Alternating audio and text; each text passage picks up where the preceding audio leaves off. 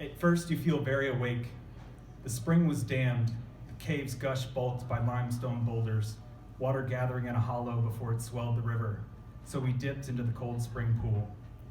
Submerged to the carotids, I became sleepwalk inverted, my brain warm and keen on pain the rest of me numb from. You shouldn't wake a sleepwalker is a myth. She always wakes me. Once our bedroom crawled with spiders, and when I came to, she kept crying, oh my God, and blood ran down my face, her hands in one corner of the dresser. Another time, on red flag day, I crept too far into the ocean and it took me in. The water sealed my mouth and milled my body against the sand.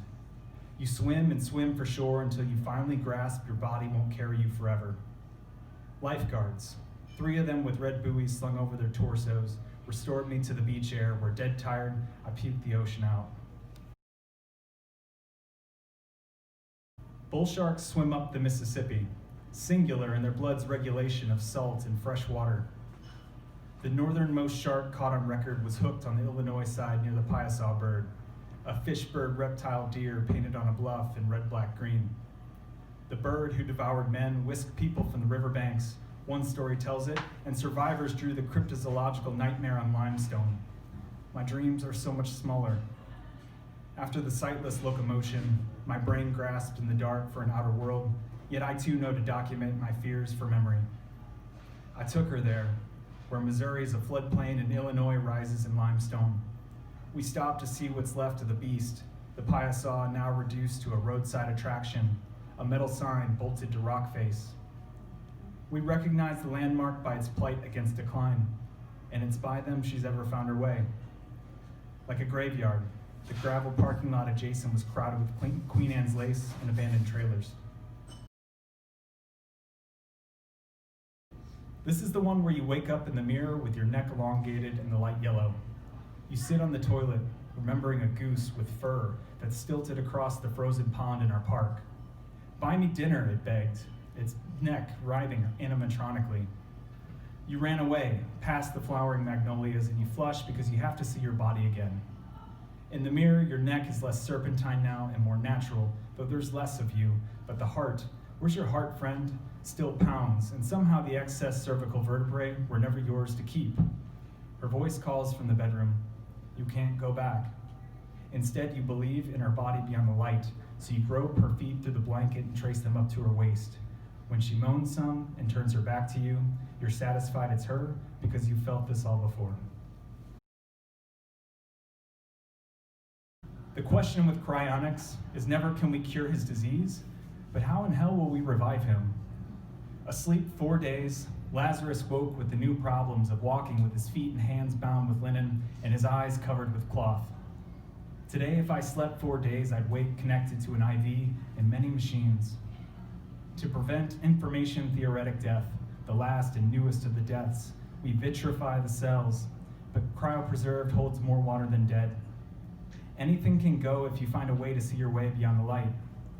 On April 1st, Wisconsin men discovered in a cold spring a bull shark, near frozen and drowsing inside a sunken pickup.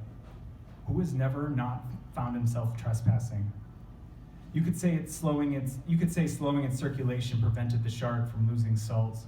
You could call it comatose, or ask how the shark got there, or if it ever was. Given what you've learned about the limits of your body, you may ask yourself why you believe the story true only because someone said it was so. The problem with the underworld is that I didn't know how many days I was dead, or that I even was, which is not unrelated. Orpheus at least knew where he was going. Well past the somatic and metabolic deaths, Eurydice's only hope for resurrection was O's refusal of her social end. Whose hope? What a trip to see her there playing chess with your grandmother and suspect you aren't asleep, but maybe were. Believe me, you'll want to beat the daylights out of the man holding her under. That feeling's older than any of your blood. But O understood. Best to forget the whys and hows, even the whats. To surface her, you train your eyes on light that shimmers overhead, then kick like hell. From the stern, I saw the bloom of moon jellyfish floating the surface in every way. Even if their tentacles are short and their sting weak and the captain keeps a bottle of vinegar aboard, you jump into negative space, then swim hard for the bottom.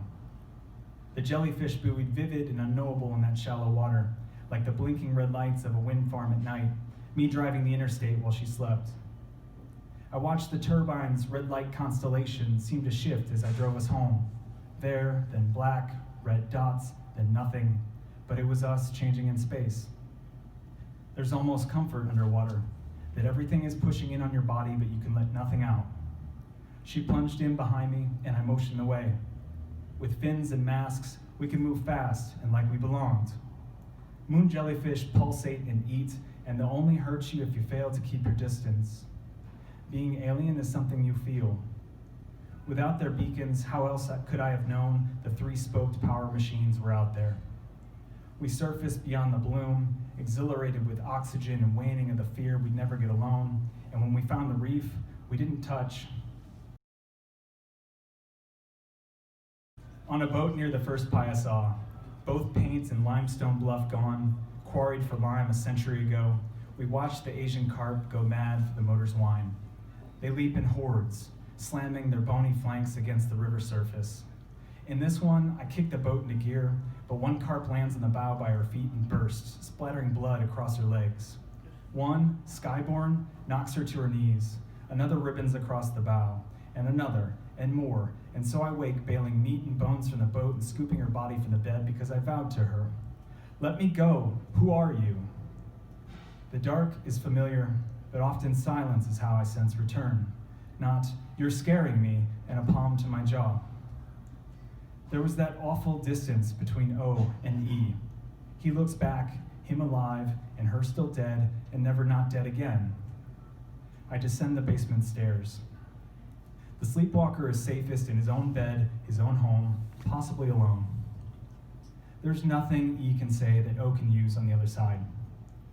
I scour the basement for things I know, the suitcases, the litter box, some garden tools. Beneath the stairs, I find a bag of mortar and blood in my mouth. I lift the bag and make it weigh me still. If not for the bandages, could Lazarus have rolled the stone away himself? The floor is cracked and dry where the bag was. Without a barrier between, the mortar drew moisture from the floor, so you're left with a bag of cement and one more crack in your foundation. Outliving social death, the cryopreserved man is free to smile over the photos and trinkets in his storage locker. He listens to hours of his voice he recorded before vitrification. The noctambulist, mourned but thought alive, forever comes too. One day you wake up to a bullfrog croaking and geese by the pond and the magnolias bloomed, and you're walking past the park bench where you proposed. The body is yours, you know, but the bench, it's winter-worn more than you recall. And when did the magnolias bloom?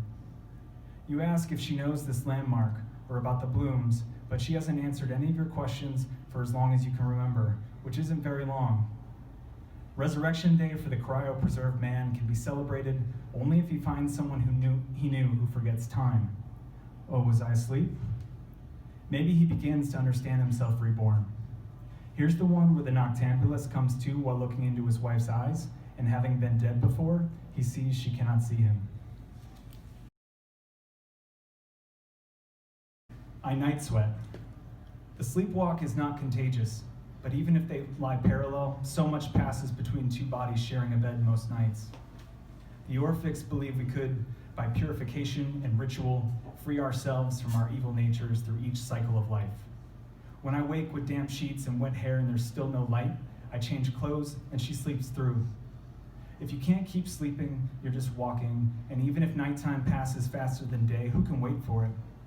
During a storm, I trudged down to the basement and found a foot of standing water, the rain rushing under the cellar door and burbling up the sewer drains, too full and too much outside to take the water away. I went back to bed and listened for the end of rain. After you sleep, you wake to a new kind of your body, and that morning, I found the water gone and a sediment fanning across the floor in waves. I've been watching you change. I pretend to sleep while you dress for work, and when you pull on your underwear, I still want to rise and throw you on the bed, because if you could feel my weight, maybe I could stop being history. You're scaring me. Lazarus was mostly socially dead, but probably comatose, because for all we know, the dead must raise themselves. In our park, did you see? The magnolias bloomed. I collected some of the waxy green leaves because I remembered you wanted to make a wreath, and today I found them in the trash. Daylight, how it is, we sleep in shifts, so people take each other's place. Maybe you presume me dead, but it doesn't change how much you're in the mirror now when you know I'm not asleep. Like Riptide, if you don't make a landmark of the sun, you can get turned around in there. Timing and space are always everything. It was far too late when I learned you don't fight the undertow.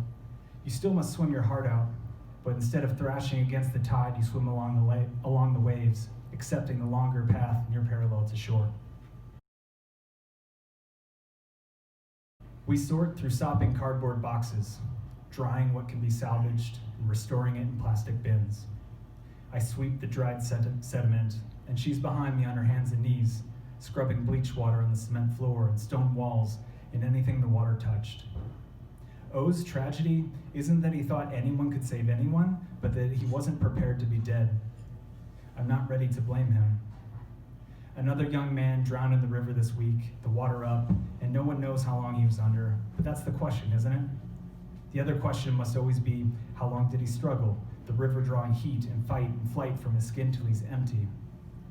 There are limits to what we think can be resurrected.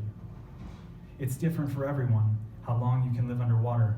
And given what we've learned from fear, rescuers don't approach the drowner head on.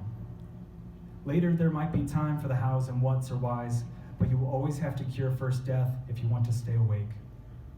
Here's the one where I trekked upstream thinking I could reach some sort of spring but found the river basin fed. Oh, was I sleeping?